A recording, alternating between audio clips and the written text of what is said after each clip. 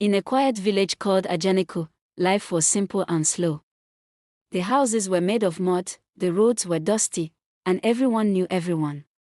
In this village, people woke up early to go to their farms and returned home before nightfall. Nothing strange ever happened in Ajanaku until the day Mama SOKO SOKO arrived. No one knew where Mama SOKO SOKO came from. One morning, the villagers just saw a woman setting up a small hut close to the market square. She was a middle-aged woman, thick and strong, with sharp eyes and a calm smile. She greeted everyone politely and told them she wanted to open a small restaurant. She said, "I cook rice and stew." At first, the villagers were not interested. Many people in Ajanaku cooked rice and stew. But the first day Mama SOKO SOKO started cooking, the smell alone changed everything. The aroma spread across the village like magic. People stopped what they were doing. Farmers dropped their tools. Women rushed from their kitchens. Children followed their parents, holding empty bowls. The stew was sweet, rich, and different. One spoon was never enough. Anyone who ate from Mama SOKO SOKO's pot always came back the next day. Within 1 week, something strange began to happen. People who were once thin started looking healthy and fat. Their faces became fresh, their bodies strong. Even sick people began to look better. Soon, Mama SOKO SOKO's hut was always full. Villagers started calling her by her food name, Mama SOKO SOKO. But as her food became famous, another thing began to happen. Children started going missing. At first, no one noticed. One child here, another child there. People thought the children followed traders or wandered into nearby bushes. But as days passed, the number increased. Mothers cried. Fathers searched day and night. The village became uneasy. The elders reported the matter to the village chief, Chief Badimosi. "Children are disappearing," they said. "But there is no blood. No signs of struggle." The chief warned the villagers to watch their children closely. Still, the disappearances continued. Yet, strangely, Mama SOKO SOKO's restaurant kept growing. Every day, more people came to eat. Even people from nearby villages visited Ajanaku just to taste her rice and stew. No one connected the missing children to Mama SOKO SOKO. After all, she was kind, quiet, and always smiling. Among the villagers was a man named Connor. Connor was a grown man with no family. His parents were dead, and he had no wife or children. He lived alone in a small house at the edge of the village. Connor was strong, hardworking, and respected, but loneliness followed him everywhere.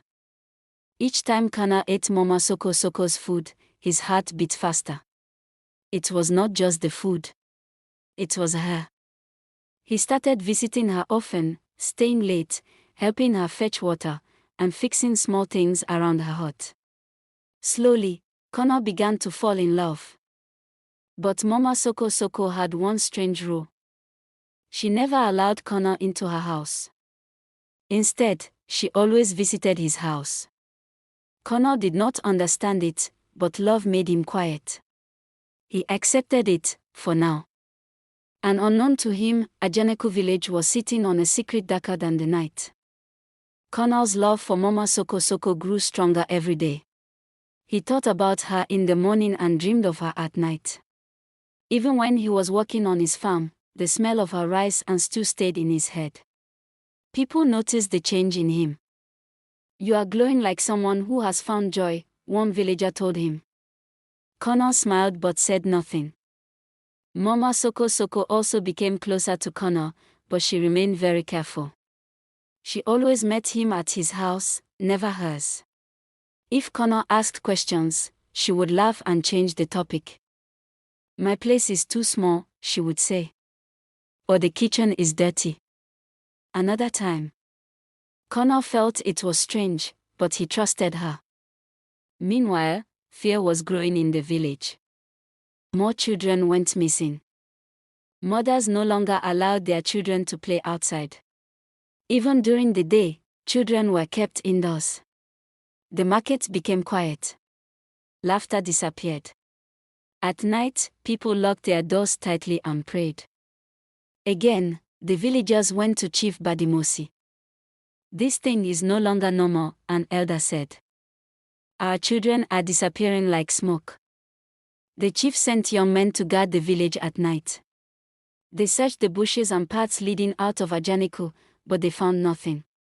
No footprints. No noise. No clue. Yet Mama Soko Soko's restaurant remained busy. People whispered among themselves. How can children be missing while people are growing fat? Why is her food too good? Why does she never eat her own food in public? But no one spoke loudly. Hunger is powerful. Fear is quiet. One evening, Connor noticed something that troubled his heart. He arrived early at Mama Soko Soko's hut and saw her washing large pots behind the house. When she saw him, she jumped slightly, then smiled quickly. "You scared me," she said. Connor laughed it off, but his spirit was not calm. That night, Connor could not sleep. For the first time, a thought entered his mind. What if there is something she is hiding? Still, love blinded him. A few days later, Connor decided to do something bold. He wanted to surprise Mama Soko Soko. He planned to visit her hut early in the morning before she went to the market. He wanted to show her that he cared, that he was serious about her. "I will bring her gifts," he said to himself. "Maybe today she will allow me inside her house."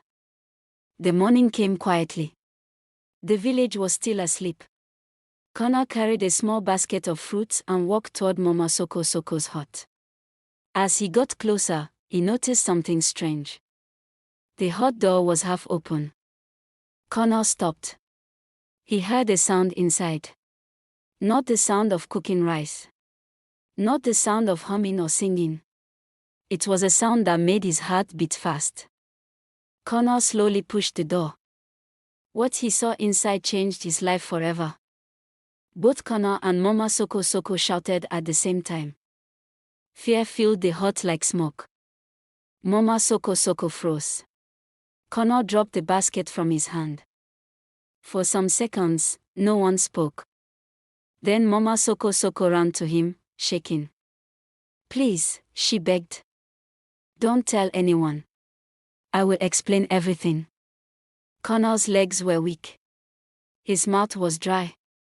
He could not even shout. That night, Connor did not go home. He stayed in Mama Soko Soko's hut, not because he wanted to, but because fear held him down. He did not sleep. He watched the door till morning. And when the sun rose, Connor made a decision that would shake Ajanaku village to its roots. When morning came, Connor did not wait. His heart was heavy, and fear pushed him forward. As soon as the sun rose, he left Mama Soko Soko's hut without looking back. He went straight to Chief Badimosi's palace. The chief was surprised to see Connor so early. "What is wrong with you?" the chief asked. "You look like someone who saw death." Connor knelt down and told the chief everything. He explained how he went to surprise Mama Soko Soko, how he entered her hut, and what he saw inside. He spoke with tears and fear. The elders sitting with the chief were silent. Some covered their mouths. Others shook their heads slowly. "So it is true," one elder said softly. "The children, it was her." The chief did not waste time. He sent for the strongest men in the village. He also called some elders to follow him. They agreed to go quietly, so Mama Soko Soko would not escape. The next day, just as the sun was rising, the group walked toward Mama Soko Soko's hut. The village was quiet. When they reached the hut, the door was closed. The chief ordered one man to push it open. Inside, they saw enough to confirm Connor's story. There was no doubt anymore. Mama Soko Soko screamed when she saw them. She tried to run through the back door, but the men were faster. They caught her and brought her outside. The villagers began to gather. Mothers cried. Fathers shouted. Anger filled the air. Why? People screamed. Why our children? Mama Soko Soko fell to the ground and began to cry. She knew there was no escape. With a shaking voice, she started to confess. She said she was not from Ajanaku village. She came from a far place where her life was full of shame and loneliness. From childhood, no man ever spoke to her with love. No one wanted to marry her. People mocked her and called her ugly. Out of pain and desperation, she went to an evil herbalist in her village. He told me my fate could change, she cried. He told me to leave my village, go far away, and open a food place. The herbalist promised her that if she followed his instructions, a rich man from abroad would find her, marry her, and take her away to a better life. But the price was very dark. She had to use what was most precious in the village. The crowd shouted in anger. Some people wanted to attack her immediately. The chief raised his hand and ordered silence. So all this was for marriage? The chief asked. You destroyed a whole village. Mama Soko Soko bowed her head and cried louder. I was tired of being alone, she said. The villagers were filled with rage and pain. They remembered their missing children. They remembered their tears. Their hearts became hard. The chief stood up and gave the final order. Mama Soko Soko has brought darkness to Ajanaku, he said. She will not see another sunrise. They dragged her back into her hut. And the fire was prepared.